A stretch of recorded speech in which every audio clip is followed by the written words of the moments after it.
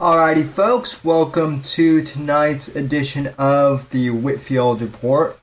I am your host, Sam Whitfield, broadcasting here live from NGC Studios here in South Florida, and I want to thank you so very much for joining me here tonight. Wherever you are in the past, present, future hour, if you're listening on the podcast version. And it's good to be back after a week hiatus, and I will explain in a sec why I took the hiatus. Everything's fine. I'm fine. A little bit of personal drama, which I'll kind of briefly explain here in a sec. But anyway, glad to be here. Contact info as usual. You can follow me on Twitter and Instagram at @SamDeeper_NGC. I'm finally actually getting some traction on Twitter again.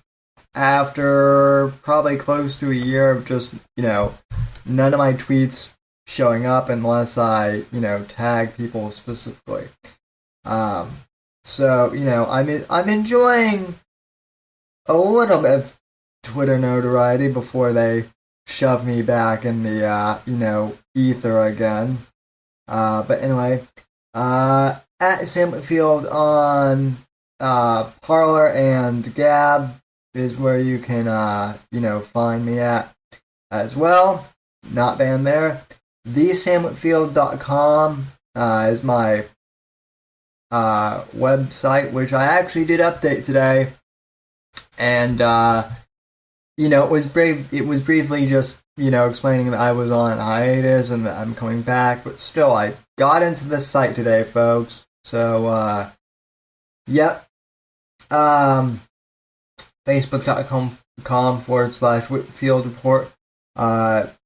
Subscribe to the podcast on Apple Podcasts and Spotify. And also, folks, as Fat Keck Boy always reminds me, we are also multi-streaming on dlive.com/Whitfield Report and on Periscope. If you follow me on Twitter, you can also find me on Periscope as well. So, yeah. Anyway, folks, so I took a hiatus. These last few weeks have kind of been rough. The week before last, I was banned off of Periscope right before Independence Day. I was banned off of Discord. Excuse me. And that was kind of rough, and a few of my other social media accounts were acting weird. Twitter was doing something with my tweets where they weren't actually getting sent out. But I guess it was like a glitch or something, allegedly, that they were having. And then last week when I went to go and Restream was not taking my stream key or anything last week, so that was bizarre, and it wouldn't work on YouTube. And Fat Kick Boy was right. I should have maybe gone over to DLive and done it exclusively there last week, but by the time I was done trying to figure all that out, it was time for me to get on with Versa Media, so I was there last week. So if you didn't catch me on here last week because I wasn't here, I was on Versa Media, Real News last week, and I'll be there again tonight as always at 11 p.m. But anyway, yeah. So, looking at the chat real quick, we have Shovel Point, Fat Heck Boy, Owen Benjamin sucks Vox off, which I will get to Mr. Benjamin in a sec here. And then, of course, Alan Powell. And yeah, I mean, Alan, I don't care that you can see down my shirt. You're not the one I'm worried. You're not the one I'm worried about seeing down my shirt. Because I know that you're straight. It's Owen that I'm worried about seeing down my shirt. So, oh, and of course, Amethyst just popped in the chat too. So, hey there, Amethyst. Hope you're doing well. But yeah, I took last week off. Part of it was the technical stuff, like I mentioned, and being banned off Discord, which was a big pain in the ass because like some of the political discords I was in, like some of the communities I was in where I actually know people, like I couldn't get back into them, even on like a new account that I totally don't have.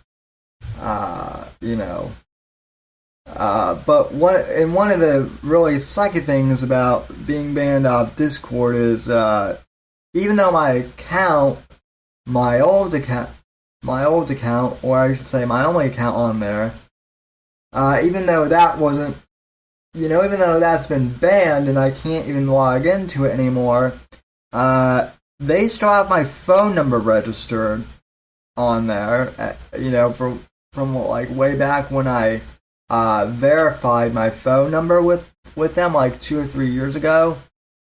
And there's no way for me to like unverify that or anything. So, that's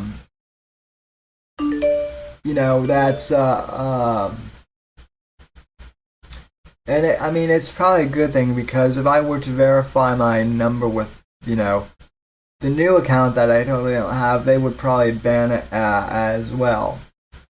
But anyway, that was a bummer. And then on the personal end of things too, I don't want to get into too many personal details, because it's not something that I think should be brought up on the show. But long story short, believe it or not, I actually know 2 couples in real life who are in the midst of going through divorces right now, sadly. And one of them it is what it is, and I'm sad for them and whatnot.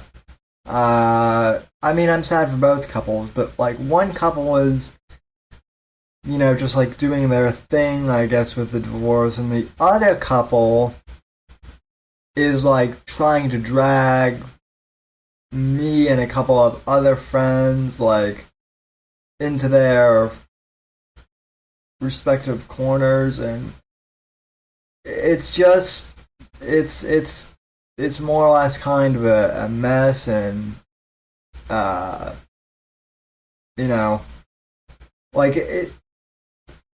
like some of this stuff with divorces, especially and like obviously you guys know all the stuff that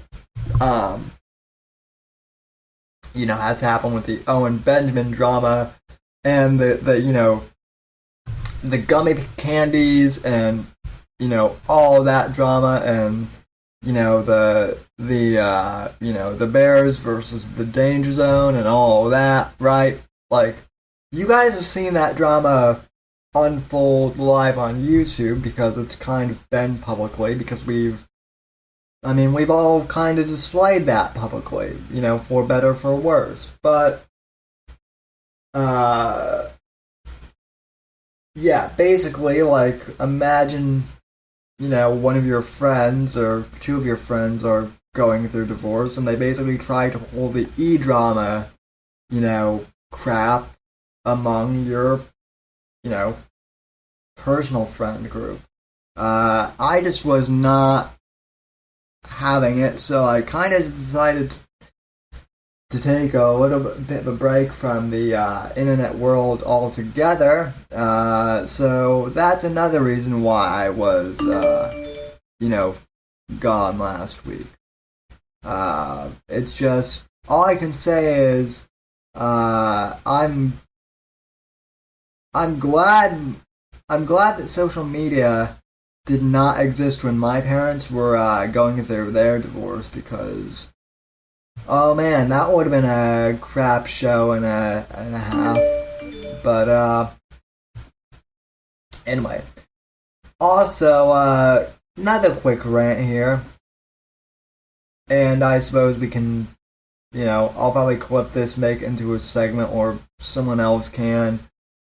But for the umpteenth time, I want to clarify that yes, in fact, I do wear a mask when I'm out in public, for the most part. No, I don't, no, I don't wear it all the time, unfortunately for some of you, mask-loving wearers, and I mean, honestly, I think that the virus is real, but I still think it's being overblown, a bit out of proportion. And there seems to be this weird, sort of camp out there. Well, not really a camp, but there seems to be two sides to this thing, which is that either the virus is, real and it's gonna kill us all, you better wear a mask, otherwise you're gonna die, or the virus is completely fake and it's just, made up by Bill Gates and the deep state and the New World Order and, the Illuminati and whatever else, secret societies are out there. And, you're an idiot to wear a mask. Look, I'm gonna be honest here. If, like I've said in previous streams, I don't need a mask to walk around my neighborhood. Or in my case, roll around my neighborhood. So I'm sorry, if you guys have seen any of the, videos I've done, kind of the vlogs I've done where I'm out, rolling around in the neighborhood. Oh, why is he wearing a mask? Because I'm not in a largely populated area, dumbasses. I don't need a mask when I'm in my neighborhood. And, no one else is around me, so it's stupid. On the other hand, if I go into a mall or something, which I don't know when the next time that's going to be, because all of the malls are closed, then obviously I'm gonna wear a mask. Then, and it's not even so much look, I don't know if the mask is effective or not. I don't, I'm not even wearing it because it makes me feel better. I just wear masks, and honestly, it's not even the full N95 thing. I basically just wear a bandana or something. That's what I do. I basically do it for the places that require you to wear, coverings, but there's still so much to this, coronavirus that we still don't know, other than that it does exist. I still think that the Chi-Coms are behind it. Um, but I'm not gonna lose sleep on it one way or the another. Yeah, well, yeah, Alan brings up a good point. He says I have to take my mask off to use Apple Pay anyway. Yeah, well, and as someone who has both an iPhone and with Face ID and an iPad Pro with Face ID, yeah, I'm in the same boat. But here's the other thing. I honestly, whenever I do shopping now, and I know December Reloaded, and I know that he is not going to like this, but I will say that Amazon Prime, my subscription, has paid for itself. Like I am a homebody anyway. If I can stay home and order stuff, I'm going to. But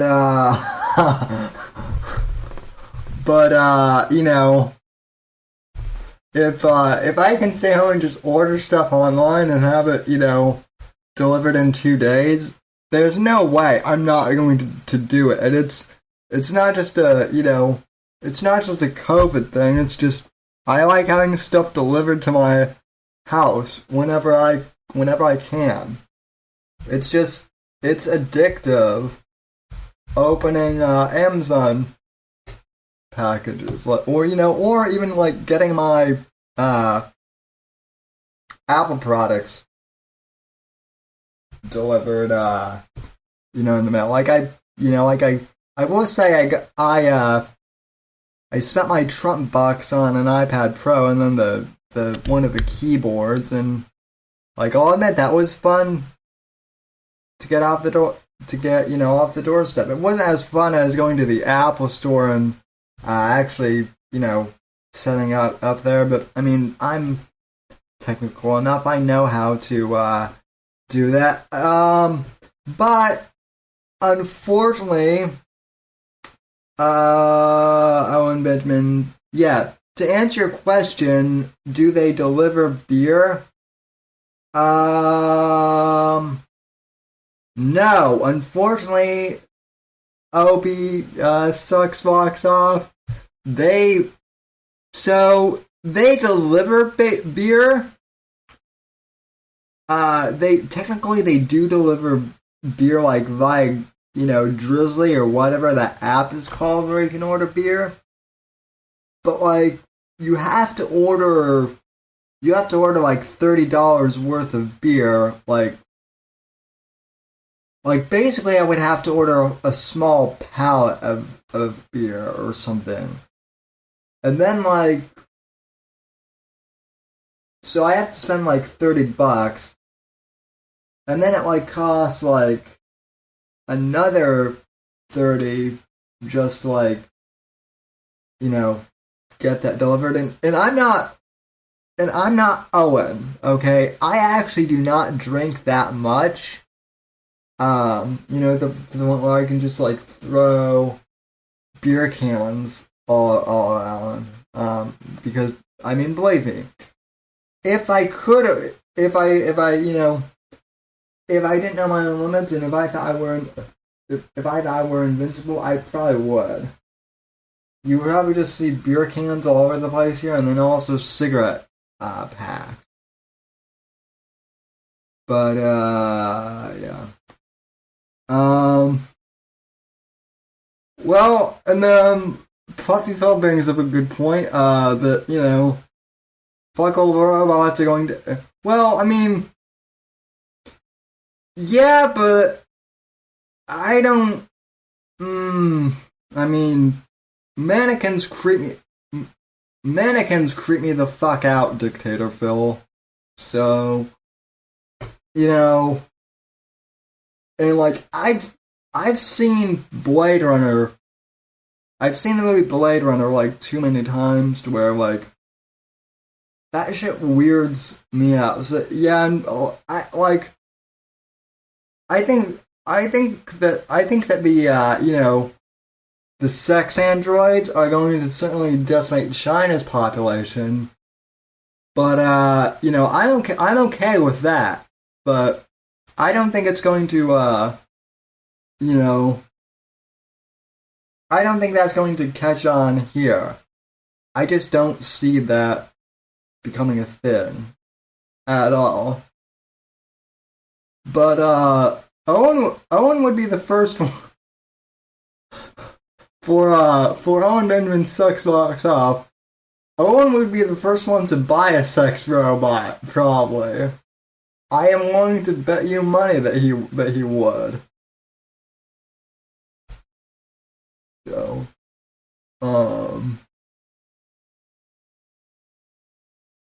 yeah. Yeah, I mean, I'm kind of with that one too. Humanity isn't what it's cracked up to be. But yeah, I mean, like, I think way too many people have seen Blade Runner for that, not to be an issue. So, oh, and Sean pops in the chat right as I'm talking about Blade Runner and the sex robots. Excellent. So, yeah.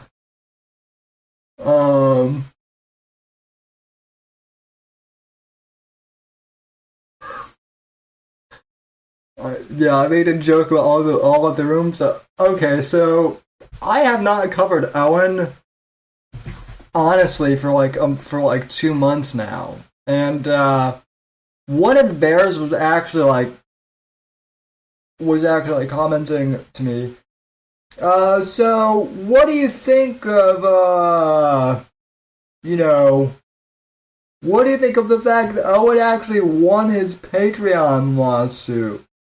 Which, I don't know if he actually did win his Patreon lawsuit. I think it just, they showed up, an impasse or whatever. But, Patreon's not gone. They didn't break Patreon. My account is still there, and everyone who wasn't banned is already there. That company is not going out of business anytime soon. But, yeah. Look, I don't care really enough about, Owen's Patreon lawsuit to where, I would have been bummed out if he won or, if he had lost, it would have laughed my ass off, but, I guess, for, whatever reason, even if Patreon, didn't end up seeing him, I would have been nah, okay, whatever.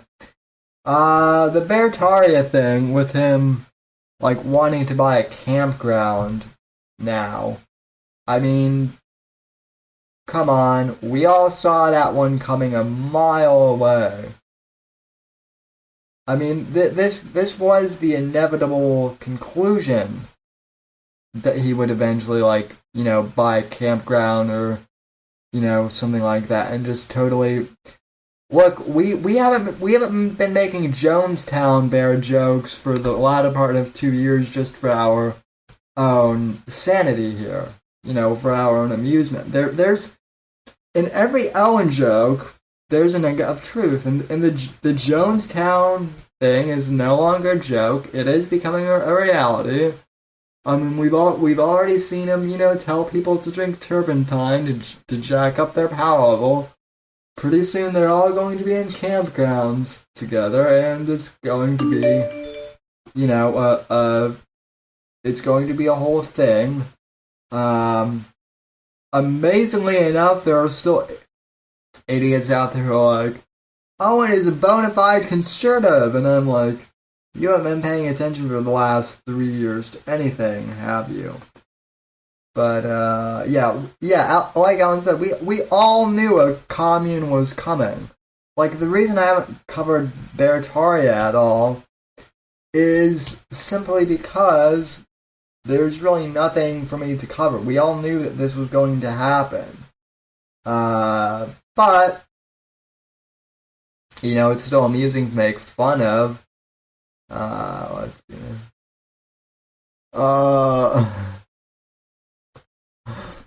Fluffy Phil, the features on the. Okay, Phil, do you have something you want to like tell that you want to show with the class? Did you buy a sex robot, Phil? I'm gonna ask you that on real news. That's good. That's gonna be my first question. So because now you've got me curious. So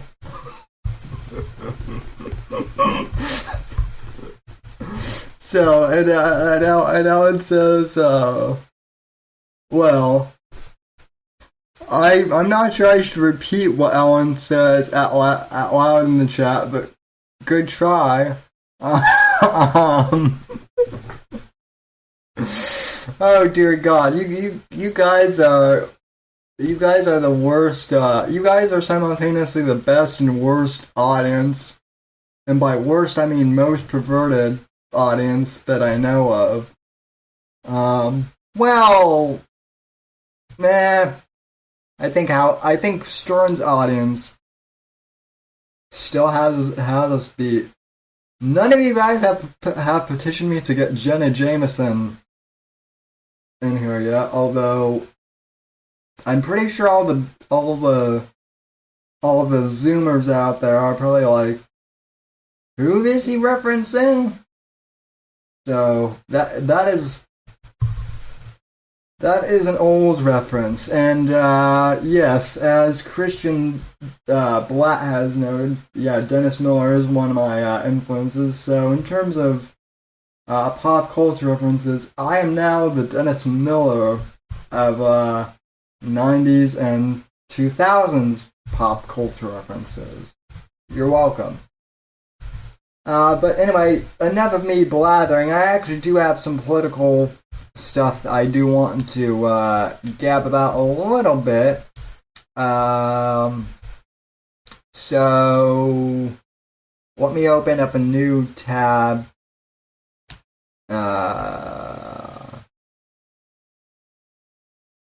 Let me open up a new tab or a new window here. Let me make sure. Okay.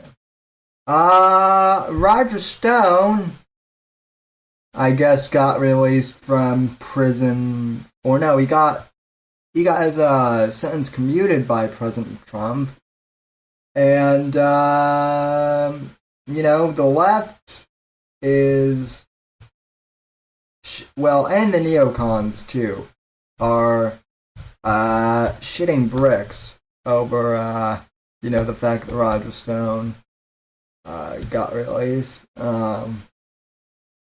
Also, I have no idea who the Gladstein Maxwell chick is, but if she does have stuff on all these pedophiles, I hope they can keep her alive. I hope she doesn't get Jeffrey Epstein. Here's the thing. I don't think they're going to suicide, or I think that if they did, that would be stupid. People already got suspicious with Jeffrey Epstein, right? The deep state, I don't think, they may be somewhat stupid, but they're not completely stupid enough to try the, Epstein thing with, Gladstein Maxwell. At least I don't think. But, anyway. So let me go to... Let's see what we have here.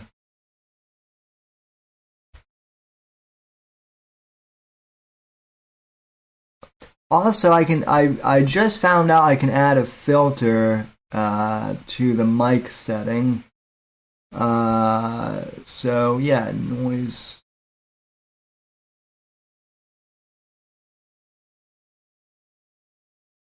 Yeah, I can add a noise gate to this thing. So Okay, I don't know if this will help or not, but hopefully it will.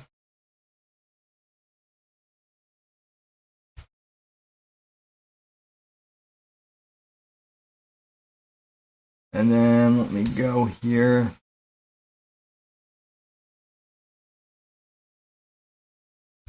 All right, we are good to go. And I have not seen this yet. This is what we call show prep on the fly here, folks. But this is, I guess this is Stone's. This is his first interview after the commutation from Trump. So this came 4 days ago from Fox News. I haven't watched this, so I'll play this and kind of break it down. I also recently bought Milo's new book on Roger Stone. I haven't had the chance to listen to the audiobook yet, but I will. So I'm curious what old Raj has to say for himself. Now, as we told you, President Trump announced Friday he was commuting the sentence of Roger Stone. Just days Oh God! Stone was set to start. Oh God! It's Sean Hannity. Oh God! I should have watched. Okay, well, I don't like. Yeah, I don't like Hannity, but for the purposes of this, I guess I'll have to sit through and bear it a little bit. Start 3+ year prison sentence stemming from Robert Mueller's Russian witch hunt, where Stone was convicted of process crimes relating to 2017 and statements he made to House lawmakers. In other words, lying before Congress. Adam Schiff presiding, the biggest liar in Congress. And neither the Schiff show nor Robert Mueller produced one bit of evidence that Stone was working with anybody colluding with Russia.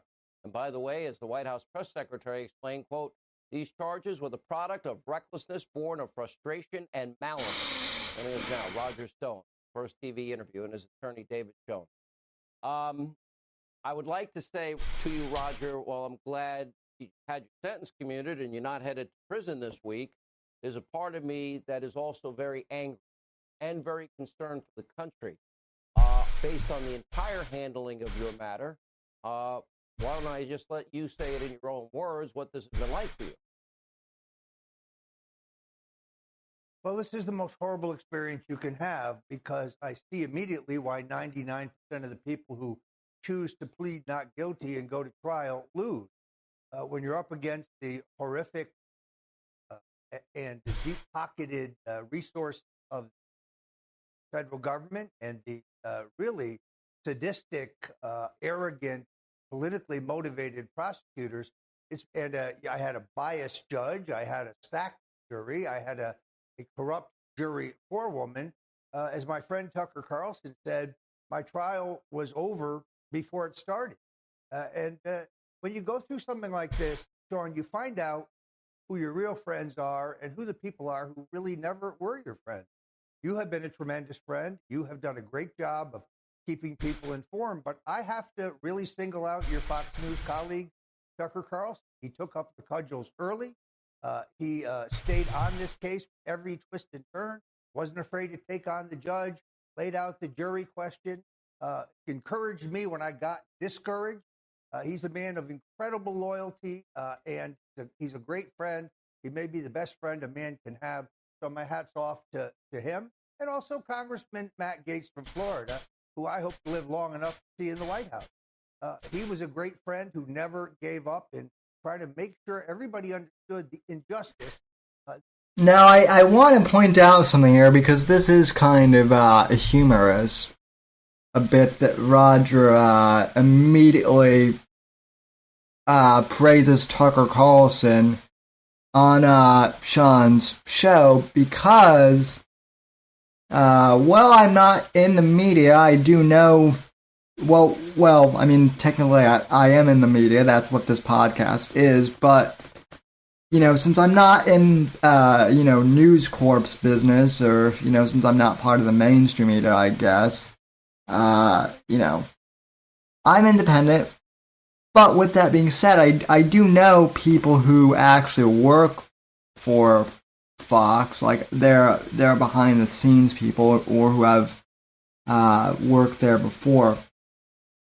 And from what I'm told, Tucker Carlson and Sean Hannity do not get along very well at all because, Tucker Carlson, like him or not, show basically stole Sean's rating spot on Fox News. So, it's kind of funny to me that I would have loved to have seen Sean's expression when Roger said, I'd like to thank Tucker Carlson. I would have loved to have seen and heard Sean's inner monologue. It would have probably been something like, damn, he mentioned, why does Tucker always get the credit around here or something?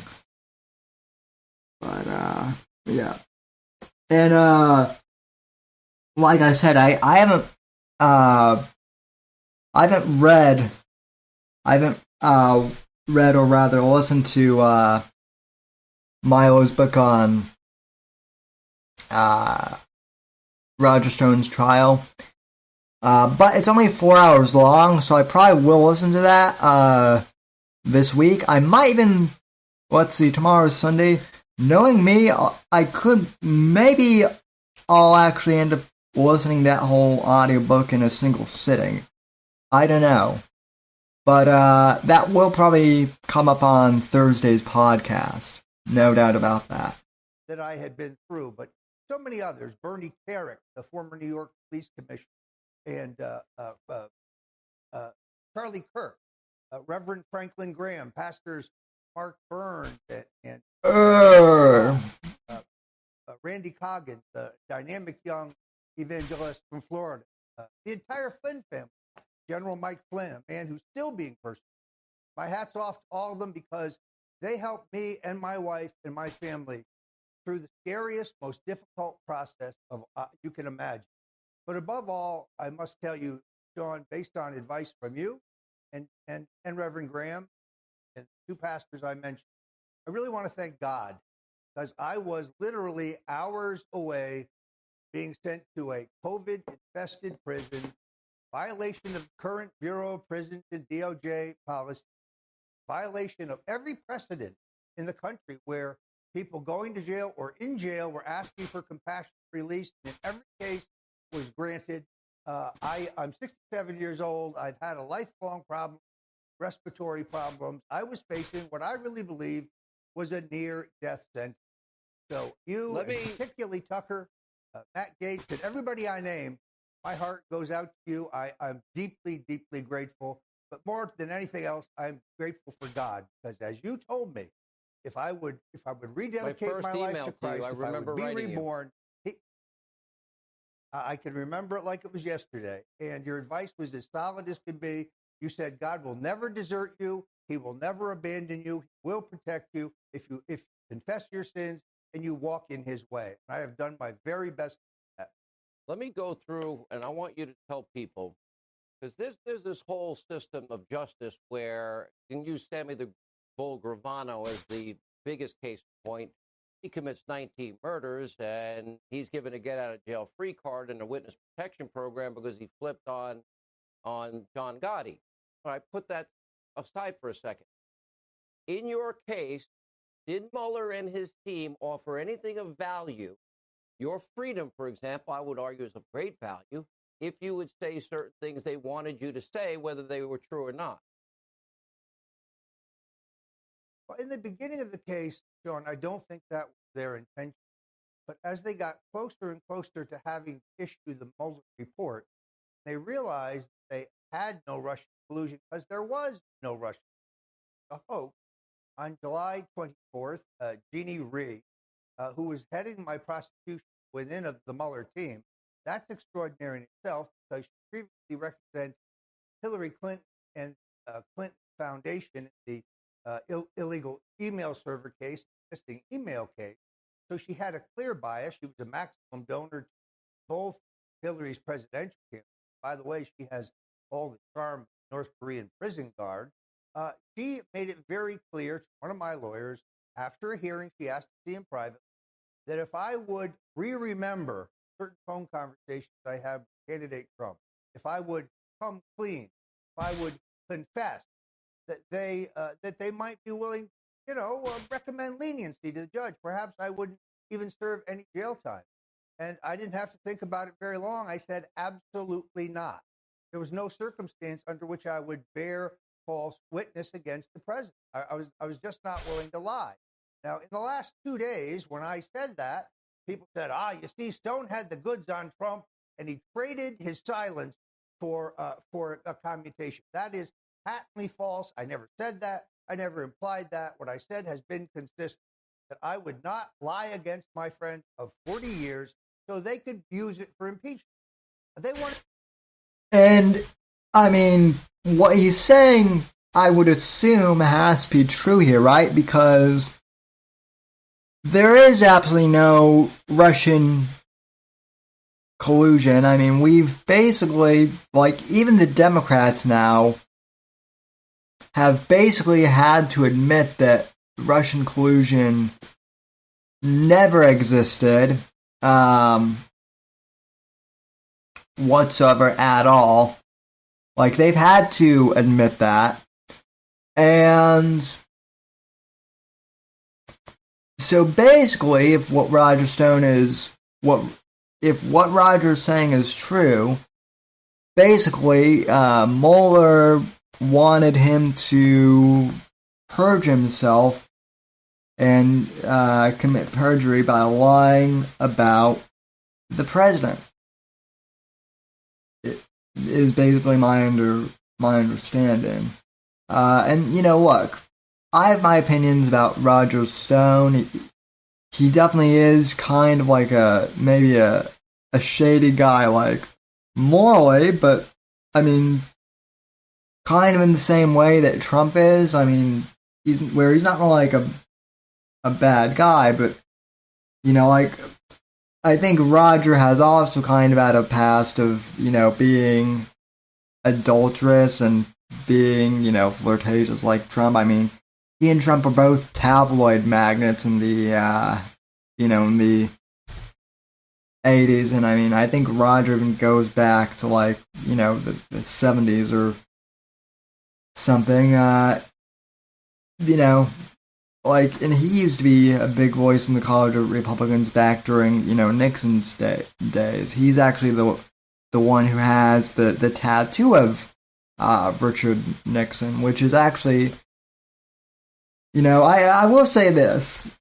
Roger Stone and I do agree on Nixon, that Nixon was not a bad president. I actually get flagged a lot because I actually think that we could have won Vietnam had Nixon stayed in office. And, I do think that Watergate was kind of a conspiracy. But anyway, that's another podcast for another time, if you guys are curious about my thoughts on the whole Watergate scandal. So, wanted me to be the ham in their ham sandwich because they knew the Mueller report, particularly on Russia, was a dud. It was a goose egg. They had nothing. They were hoping that I would recharacterize my phone calls. I think these phone calls that were plea bargain induced claims by Michael Cohen and Rick Gates, for which they could never find any corroboration, and I simply refused to do it. Let me go to you, David Schoen, and I'll ask you both the same question simultaneously. Roger, I think I've known you well enough over the years. You're a fighter. Your instincts are going to be, okay, now I'm going to go back and maybe you go back and you appeal this and you open up this case again. I would argue right now you're home free. And I think that I saw nothing but corruption in that courtroom by that judge and that jury and not giving you another trial. David, I would say that if you go forward with that, you are now putting Roger's life back in jeopardy again. And I don't know. I don't have any faith in that system. I don't have any faith in that judge. I don't have any faith with that jury. Nobody on this case, do I believe, is honorable here. I think you're right. You raised a very interesting question and a perplexing one. we have to sit down and make a decision as to whether to go forward with the appeal, knowing that a win in this case, and there should be a win, classic Fifth and Sixth Amendment violation, would go right back to the same judge and a courtroom of injustice. Let me just say this. This commutation is a great tribute to President Trump for 3 reasons. He sends the message the Mueller team was rotten to the core from its inception. Mr. Mueller picked Andrew I've been saying Weissman that for over 3 years, David. Well, you're right. It. You don't pick an investigation that involves the President of the United States, requires integrity. You don't pick an Andrew Weissman, the most ethically bankrupt prosecutor I've ever come across. I represent 2 men right now, Mr. Arena, Mr. Sessa, who were wrongfully convicted with him. You talked about making deals with witnesses. He lied about those deals. He was mentioned specifically by a judge for his misconduct. So that's one thing. The Mueller team was rotten to the core, filled with partisans. Number 2, an unfair trial. The president recognized that. The judge denied the entire defense theory. Mr. Stone wasn't allowed to mention on social media or make a defense theory that in any way challenged the integrity of the Mueller team. Unprecedented. And thirdly, the president saved a life here because the judge's decision on denying a surrender extension when COVID was in the prison and with these health conditions goes against all authority in the country on this issue, as did the Court of Appeal. You know, I'm listening to your attorney, and I know David a long time, Roger. I've known you a long time. You're a character. Everybody knows you're a character, but that's not about you as a character. I would want fair and impartial jury for everybody. I wouldn't want any Democrat or liberal to have 29 guys in tactical gear over a process crime. I wouldn't want a gag order on any American. They should have a right to speak out in their own defense. I wouldn't want a jury for-person prejudice or a judge that went along with this crap. My question to you is, we've seen this now with Papadopoulos. We've now seen this with Paul Manafort. We saw it with General Flynn. We've seen it with you. I'll be honest, Roger. I believe in our Constitution. I believe in our rule of law. I think I read a lot about equal justice and application of our laws. I don't see any of this in any of these cases. I see a travesty of injustice. You've been a part of it. I don't know. I'm losing faith in the system, Roger. Well, you have a good reason to. I mean, you examined the D.C. Circuit Court of Appeals, where I had to file a last-minute emergency appeal of Judge Jackson's rule sending me to jail. She ignored all the legal precedents in that. She ignored my health condition. She ignored the conditions in prison at that time, and she ignored the current policies of DOJ and the BOP.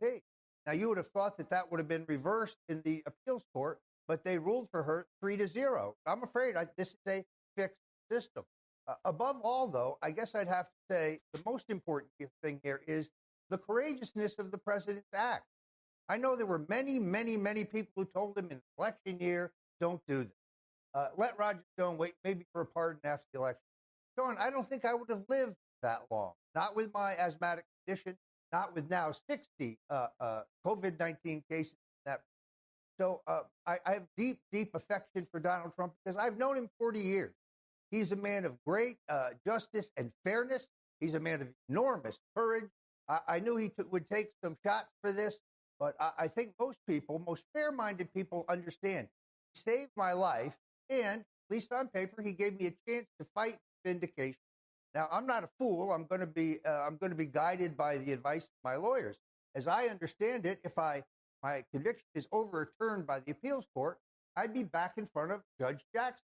Judge Jackson issued an incredible ruling, said that I could not raise misconduct by the special counsel, FBI, the DOJ, or any member of Congress, Adam Schiff. So, I mean, if that were in place in General Flynn's case, we still wouldn't know how he was railroaded. We still wouldn't know about the political motivation behind taking him down. So I've got to become convinced I could get a fair second trial, because I certainly didn't get a fair first trial. You had a gag order, and you weren't allowed to even put on your defense. You wanted to put on a defense. They denied you that right. Then, of course, we have the whole jury foreperson. This is on top of the raid, pre-dawn raid. By the way, I'm sure you probably called CNN, Roger, and said that. I do not believe you can get any fair trial in that courtroom or that system. I don't know. I think that probably every fiber of your being would want to be to fight to get the acquittal you believe you should get.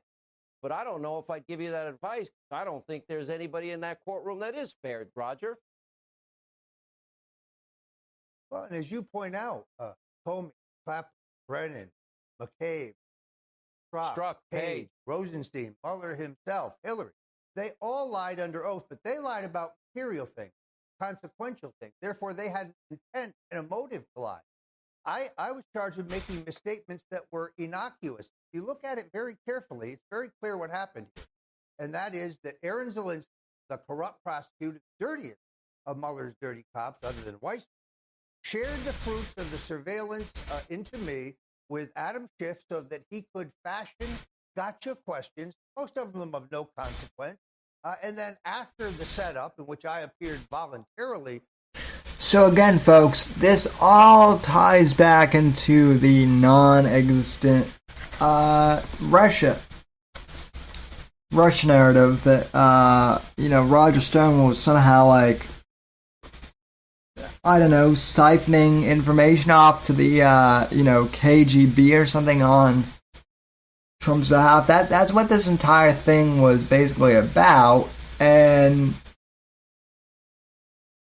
I mean, even the Democrats now have to admit that there is nothing, no evidence whatsoever to really support that whatsoever.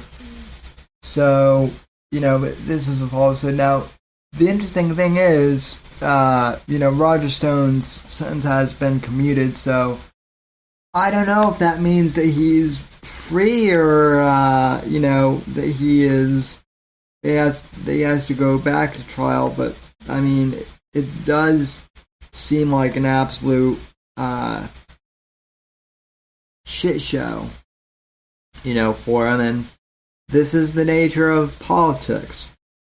But, I mean, also, at this point, folks, we don't even know if there's going to be an election, or really what the election is going to look like in 2020. I mentioned this on Twitter, but kind of going back onto a non-political, topic here. And by the way, folks, streamlabs.com/The Whitfield Report, if you feel so inclined to, donate to the chat.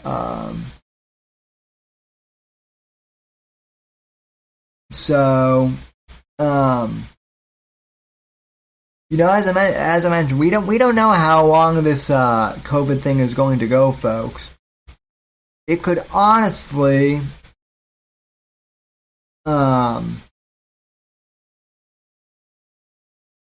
we could honestly be seeing,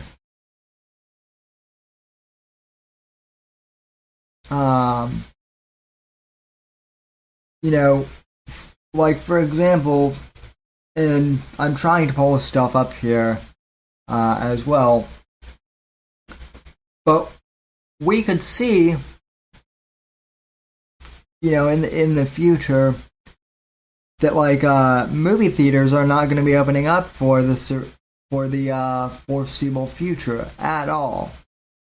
It just doesn't look like it's going to happen at all. They just postponed the latest James Bond movie again. It was supposed to come out in, April of this year. And then obviously once, the lockdown happened in March, that got postponed to November. But now they're pushing it, like, to 2021, I think. And my point in bringing up the, Bond movie is, like, well, obviously I'm disappointed about that.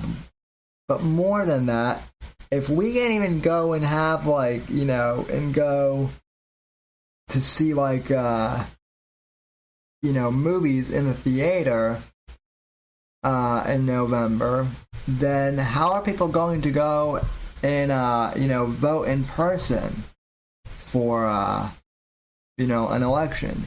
And yeah, I know people are saying that it's going to be a mail-in ballot election most likely, but I don't see how that's going to, you know, I don't see that how that's going to happen without like massive fraud on either side. Like everyone I've spoken to who's an election expert does not want to do that because of fraud. And if they think that 2016 was bad with that potentially, then it could get even worse. So, I mean, will we have an election? Maybe. We probably will, but just it's a question of how we do it. I mean, honestly, I think that if they're good enough to if the country is healthy enough to get out there and vote, then they should also be healthy enough to get out there and open up businesses again and whatnot. So yeah. Shovel Point brings up a good point. Regardless of who wins the election, the next 4 years will be. Yeah, well, I mean, that's the real question, isn't it, Shovel Point? Because I mean, I always hate to ask this question because I always end up getting immediately disappointed exponentially. But, I mean, we've already hit bottom of the barrel. How much,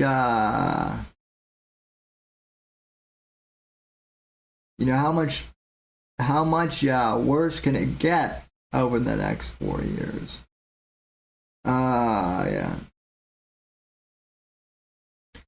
Oh yeah, well, and that's the other thing that Johnny brought up. So thanks for reminding me.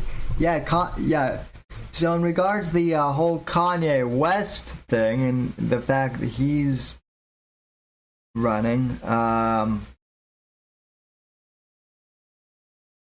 yeah, people have asked me about that. My take on the whole Kanye West thing. Hey, I mean, let's just face it. The fact that Kanye is running is hilarious in and of itself, and people think that he's going to, run and split the election on Trump's behalf, and that like somehow they're colluding. I don't think that they're colluding, and to me, this is not one of Trump's 40 chess strategies, but it does seem that he's running more against the Democrat Party than against Trump. And I know a lot of people who will vote for Kanye over Biden, that's for sure. So I think the fact that Kanye is, going to split the vote, I think that's good. And the fact that he's got the signatures that he needs is going to, be good. But, yeah.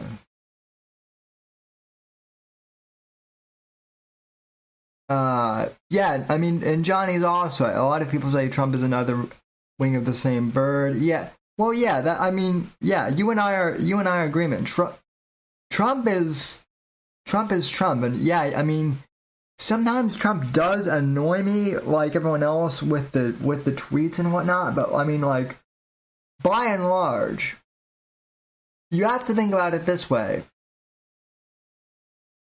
It took coronavirus to shut down Trump's economy, basically.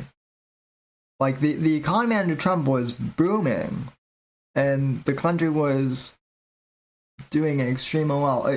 It took COVID basically to get Trump's economy where Obama's economy was at the end of his in the middle of Obama's term. We were at the we were at where we are now at the end of Obama's first presidential term without any COVID. That was why I was urging people back in 2012 to vote for Romney.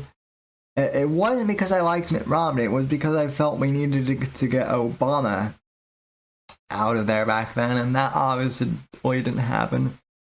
I mean, Trump did resurrect, the economy after he got back into office, and then made it soar.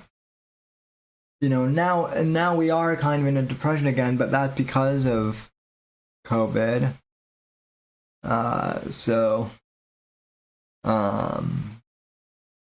Yeah. Kanye gonna interrupt Biden at the debate like he did Tay-Tay? Oh yeah. Well, and believe it or not, folks, that was actually the first time I liked Kanye West, was when he interrupted interrupted Taylor Swift. I mean, I'll make no bones about it. I hate Taylor Swift.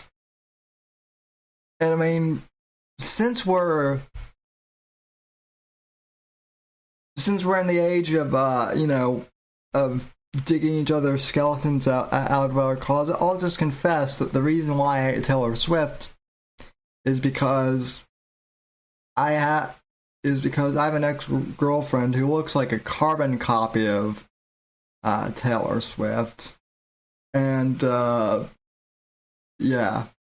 And that bitch broke my heart in more ways than one. So and she was also obsessed with Taylor Swift too. So yeah, not a fan at all. Plus her music sucks. Plus my ex-girlfriend had horrible. Well, I mean, she liked Taylor Swift, so that says enough about her music taste right there. But yeah.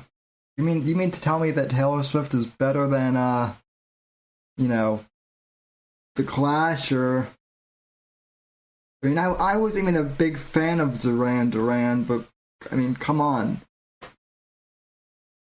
Duran is still infinitely better than Taylor Swift.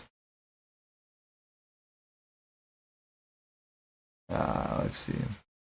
I should write a song. I should write a song, but I have to admit that my songwriting skills are probably about.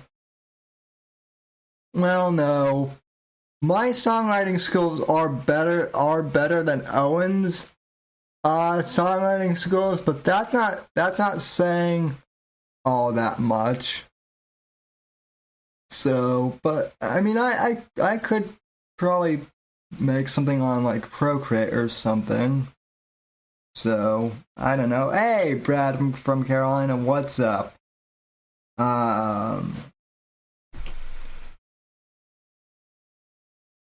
So let's see. Oh, speaking of all things Owen, I did want to get onto this. So, like I said, I've ignored the Bertaria stuff for a bit, but at this point I can't. It's unavoidable now at this point in time.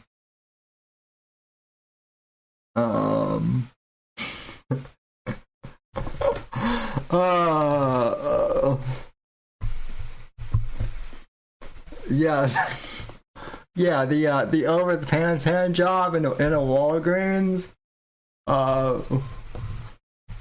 Oh god, yeah, that was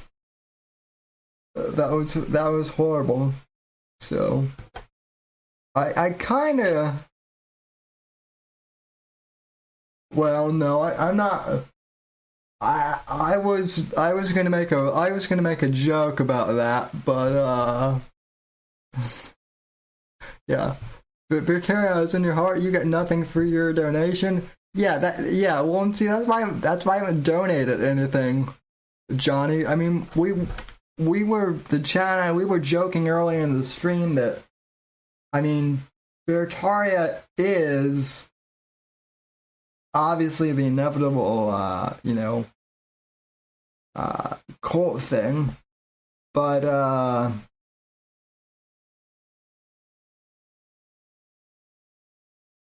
yeah, I just realized I titled this thing "Cancel Culture Will Crumble," and I haven't talked about cancel culture once, so I'll probably rename the title of this stream afterwards. But I've been known to do that before.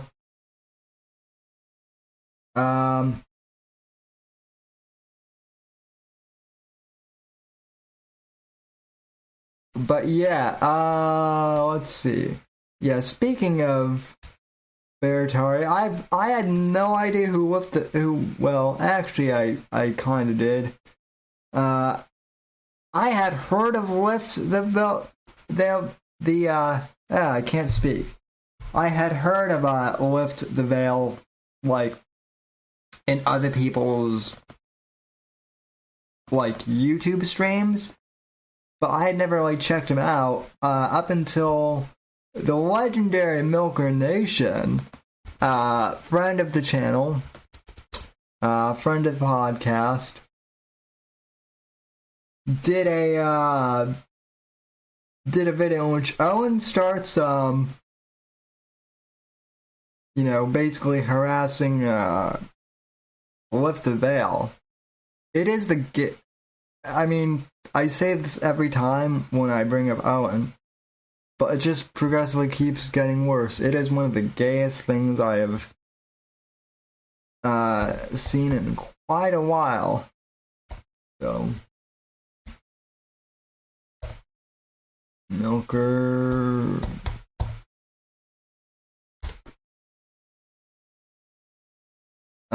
Yeah, Owen Bent. That's blood is screaming. So, yeah, this comes from Milker Nation. Obviously, I'm not going to play the whole section of this because I do want to set up the next hour stream for Versa Media, but I do want to play like a couple minutes of this just to get my take. There is one specific section I want to play for you guys. Because, when we talk Owen here, it is unavoidable to talk about Owen without, calling the kettle black, I guess.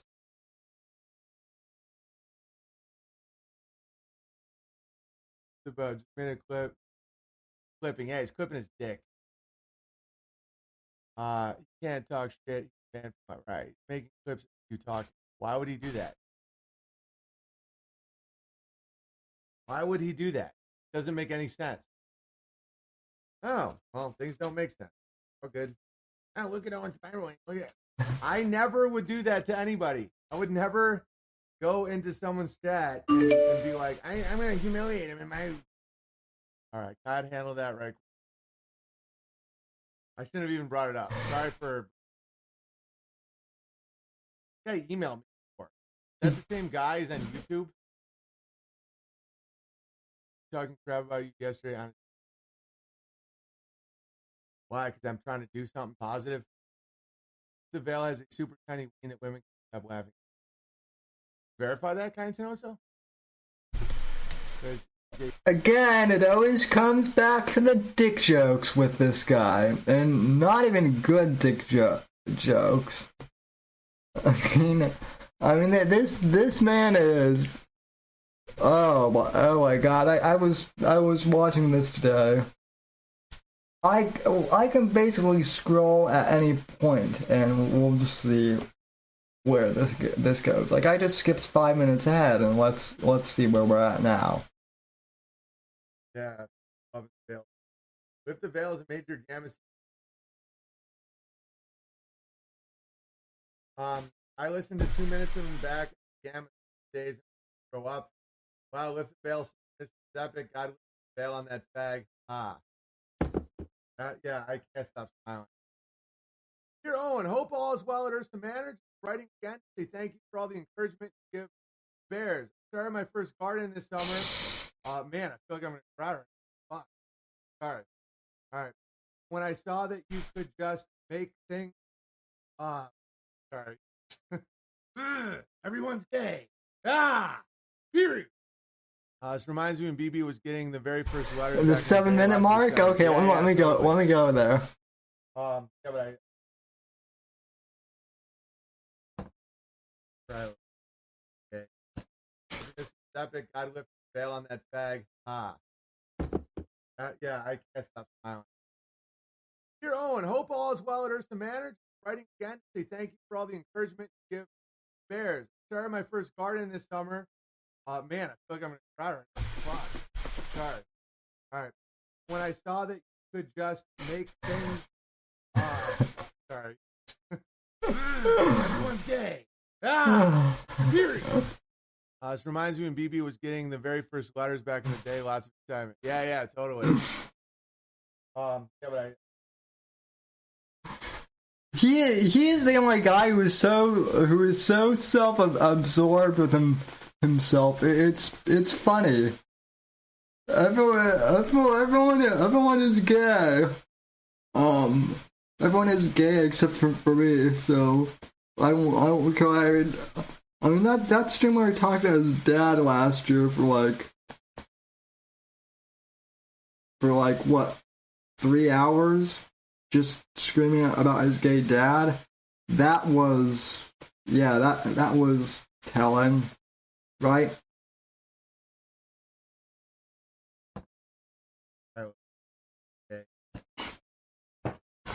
Dude, I get lonely.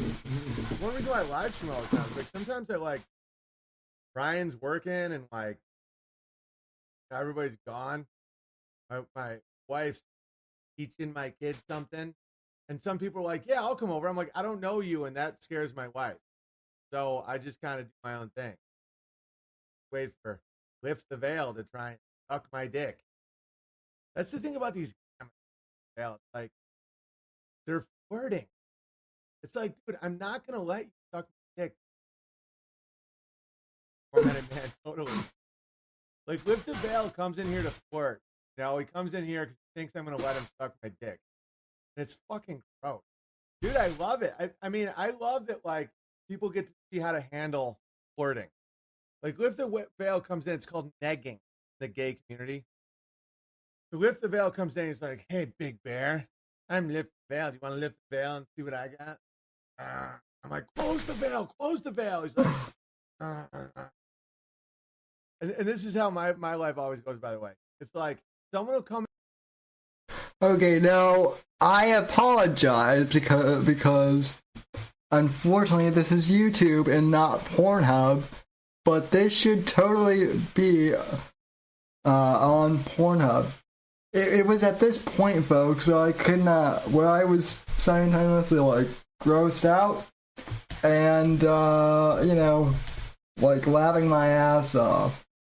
There is absolutely no projection whatsoever. So, yeah. Come in and talk shit. I win at talking shit. Then they clip it and go, look at him attacking me. Everyone sees it. Black Lives Matter, the Grab Wars, all of it. We're all so sick of the and no, he's hitting me. It's like, dude, Lift the Veil wants me to lift his veil. And then he wants to suck my dick. And he's a gay, weird dude. I mean, this is flirting. We all know it's flirting. It's like, I'm here to neg you. That's not how men act. That's not, it's like, oh, it's my marketing strategy, Big Bear. But you're not. It's like begging for money.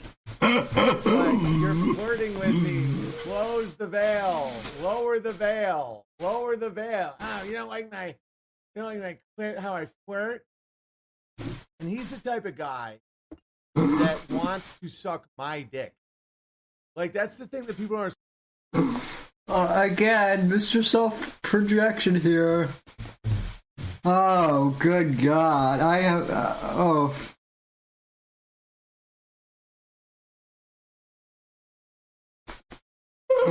Oh, God.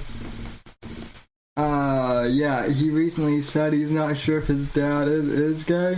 Yeah, no, I saw that, and yeah, you're absolutely right. But I mean, obviously he's self-projecting his own fantasy onto you know, onto lift the veil. You know, who honestly, like, I've never seen one of Lift the Veil's streams. I don't know, you know, really who Lift the Veil is or what he does, but I mean, clearly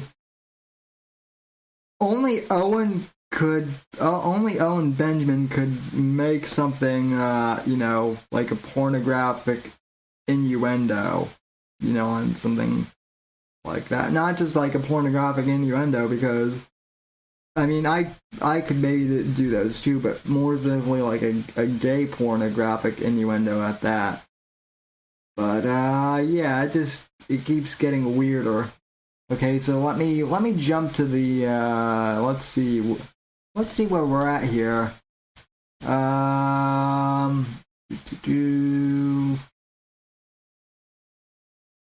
Okay, we're at like what, 9:30. Let me just jump to like, okay, 12:05 and see where we're at now. Jump ahead a bit. So I jumped like 3 minutes ahead. Oh, gee, did someone catch gay guys who marry beautiful women? It's called having a beard. Oh, yeah. Because the girl thinks they scored. The girl's like, this guy likes to shop. He's like, gets it, strong. He works out all the time. He's in such great shape. He understands style and fashion. He wants to wait till marriage. Don't get me wrong. I want people to wait till marriage. But it's like, this is perfect. He's super Christian. He never wants to touch me. He loves shopping, loves working out, loves negging giant men. He's so courageous. Look at him trying to start a fight with this giant man. He wants me to fuck him. This is what people don't understand about Crowder and these guys. It's like, oh, look at him. He's the perfect man. He saved it for marriage. Don't get me wrong, good idea, but he's doing it for the wrong ways. He wants to save it for marriage. And then he like runs around ankle biting giants because he's so tough. And no, he's not tough. Lift the Veil is yeah, like, the ankle biting giants, that's completely Owen's self-protection. I've never heard a woman like ever attribute that to a tree. Owen's doing satire, Sam. Yeah. Even in satire that doesn't work. So you want to know what does work in jokes, though, even dirty jokes? Tits. No, I'm running away from you. I'm running away. Please don't catch me and have your way with me. And so then his wife is like, where's my babies? And the guy's like, we got to save it till marriage. She's like, we've been married a year. Why won't you touch me? It's like, well, I have to lift the veil on the world. I have so much important things to do out there. The deep state is coming for me. I can't bring a child in this world. It's like, oh, fuck, you're gay. Oh, fuck, he's been gay the whole time. That's why he's in shape. That's why he likes fashion. That's why he's always... Again, Mr. Self-Projection Bear here. He's talking at himself the whole entire time. That's what's so hilarious about this whole thing. He's always trying to start fights with giants. He wants them to let him suck his dick. Oh my God, he's a gay guy. He's like, lift the veil, right? Am I wrong? Everyone knows I'm not wrong. But don't you know, my cat just, that's like, Steven Crowder obsessed for Okay, months so let me and months and months scroll about his dead dog. forward Dude, to lift the veil's response, because basically Owen goes on and on and on about this for like, I don't know, like 20 minutes of this clip. So, okay, let's see, where does lift the veil start? Okay, here, I think, yeah. gotta feel like I'm, the hungry dog hunts best. If I'd eaten a nice meal, I would have been like, oh, no way. Hey, man. Oh, he made a clip. Oh, Jesus. I'm going to take a nap. I have a few different things interested in today. Oh, for everybody who's concerned about the about the Owen Benjamin situation. By the way, let me put your concerns at ease. I reached out to the man himself, even though I didn't have to or anything. I just told him, I said, hey, Big Bear, just wanted to clear things up. I said, I wasn't doing anything. I wasn't talking about it on my channel. It's cool. I just mentioned Beartaria, and I said it was kind of a It's crazy Beartaria. idea. And then I tagged that video because I thought, it wasn't, I didn't tell him like I totally agreed with everything he said or anything. I thought Beartaria was awesome. But I just said his viewer, this is the problem, and I've gotten into this problem before, is your listeners in the chat will always try to stir the pot. Yes, like, unfortunately, did you hear Ryan, what this but person it said still about is a you? And you're thing. like, what? What'd they say? Oh, that guy, oh, that guy's the worst. I hate that guy. And then it turns out they didn't really say anything that bad. And then ended up in the middle of like some kind of internet dispute based on your chat. That's kind of what happened with, that's kind of what happened with Benjamin. Somebody told me I was making fun of him on my channel. I really wasn't. I did mention Beartaria, but Beartaria is really interesting because it's sort of like everybody's idea. Like, oh, wouldn't it be great, if we just, because the world's so crazy and, we're so cool and you guys are awesome, and wouldn't it be great if we could all like live like the same place, like, I don't know, not a commune or anything. It wouldn't be a cult, but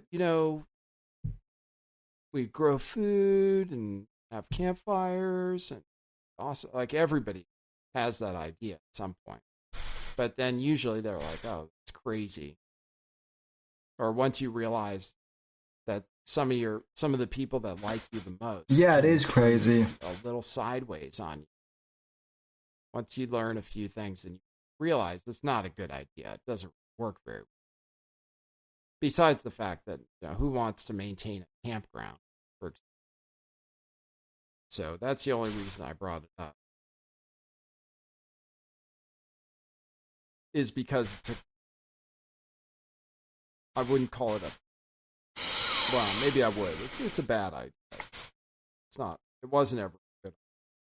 But I'm not one of those guys who's trying to go out and just expose people, make fun of.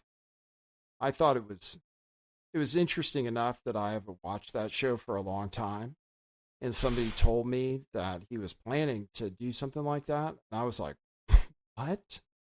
And I tuned in. But again, I got no problem. I told him I wish I do. And as far as all the thing, I'm just a really, the problem with me is I'm a really sympathetic guy.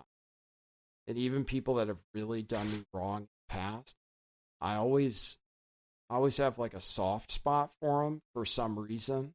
One person, for example, is Defango. And I'm always forgiving of their behavior because I think, where it's coming from. They think they're doing the right thing.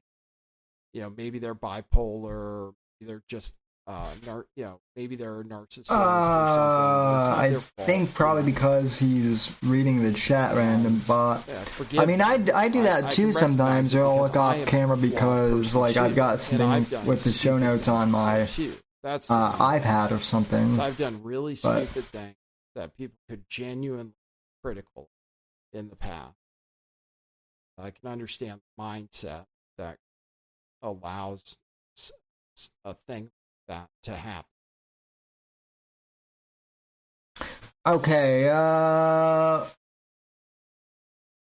yeah, so basically, like, lift the veil, Nathan here, and I guess he was in Cecil B. Demented, according to Johnny Arcade. I've never seen that movie. I've never even heard of it, and I mean, I guess it's like a crappy movie, but yeah, it's still better than the House Bunny, which yeah. Someone actually brought up the House Bunny to me the other day, like in a Zoom like chat that we were all in. Someone brought that movie up, and I was like, it's horrible. And they were like, yeah, but and I'm like, no, I mean, yeah, Anna Kendrick's in it. Yes, there are Playboy playmates in it, but yeah, it's a horrible, bad movie. Yep. That should have also been a big hint way back in the day. Owen even managed to make Playboy gay somehow, which I mean, and they kind of, after Hef died, that mag basically went into the toilet, but that's a whole nother topic. So yeah, I'm not gonna play the whole entire thing, but let's see. Any more from Owen?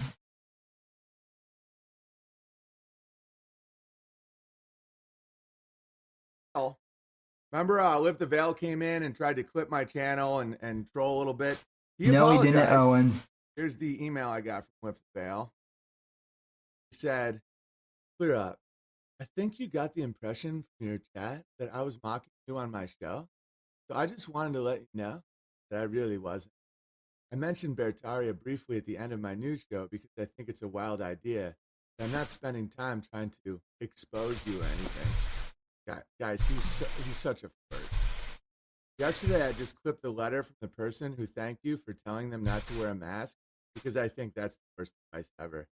But I didn't mean to make it public in the chat and make it. I have no personal issues with you. Wish you luck with everything. Hey." So I know I said he was a full-blown gay guy. I will backtrack a little and say he's bi-curious, but mostly just gay. Like, he's mostly just a homosexual. But I think he is curious about what women are like to be with. And so, all good, man. You know, water under the bridge. But here's the thing. He's saying that it's crazy for me to say not to wear a muzzle.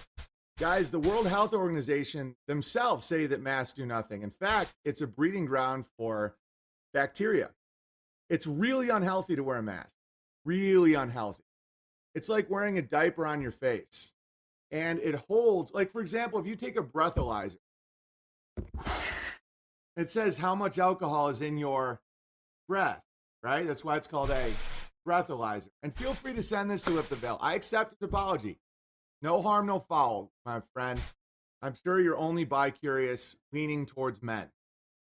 But if you think it's a really bad idea for me to tell people not to wear a muzzle, let me explain. When you breathe out, if you're drunk, there's alcohol in your breath because it's a waste product. And so coming from a guy named Lift the Veil, who's trying to lower it, imagine if you lift a veil and there's a diaper on your face. Pretty funny. I bet he's watching. Yeah, he's disgusting. He's probably, I don't even want to think about what he's doing, but he's a flirt. He's a real flirt. I see Again, you. self-projection and another bear. thing for the lift the veil guy. My friend who has his PhD in nuclear physics, scientist, he posted this. It's hilarious. Go over and give him some love, by the way. Show him some love. He's a good dude. Science has found something that works better than a mask in washing your hands. It's a special magnet collar that traps coronavirus so that it cannot enter the lung. I hope these are required soon. Can't be too safe. He missed an O on 2, but he's like 170 IQ math guy, but I don't know. He's like, so I'm curious if Nathan from Lift the Veil would think it would be horrible advice for me to tell people not to wear a neck magnet. I want to know how many dudes Nathan's been with. No, I'm not going to go down that road. He did apologize. It's all good. So, guys, just to let you guys know, self-projection. It's really good advice for me to tell people not to wear a gag. What Nathan from Lift the Veil wants his audience to do, not just allow him to do things to them, but he's saying it's the worst advice ever for me to tell people not to wear cloth over your face that gets your spit all day long. And then you go from room to room to room to room. So any biohazard you're exposed to will collect on a gag around your mouth. And you're breathing your own exhale. Exhale, just like, I wonder if Nathan from Lift the Veil wants his audience to drink his own piss. Drink their own piss, because you drink water, go, and then you pee it out. And then would you then drink your piss? I'm sure his answer is yes, because I'm guessing he's into some pretty wet. Owen is a piss drinker. Confirmed. Another Freudian slip there. Anyway, yeah, that's Anyway, yeah, you can see why I've kind of taken a break from Owen here for the past couple weeks, but yeah. This guy though has things have gotten weird with him. I'll just say that. That's the easiest way to what else can I say, folks? It's Owen Benjamin. But at any rate, folks, I want to thank you, for tuning in tonight. I'll be back here in just like 5 minutes for, I guess, hour 3 of the show. I'll be joining Sean and Alex and Donnie over on Versa Media's channel, and I will simulcast here as well. So, folks, I want to thank you very much for watching this stream, and I will be back. But for those of you who, aren't going to catch that, I'll see you on Thursday. I do encourage you to watch, to come back here and watch the Versa Media multi-stream, because I think it's good, but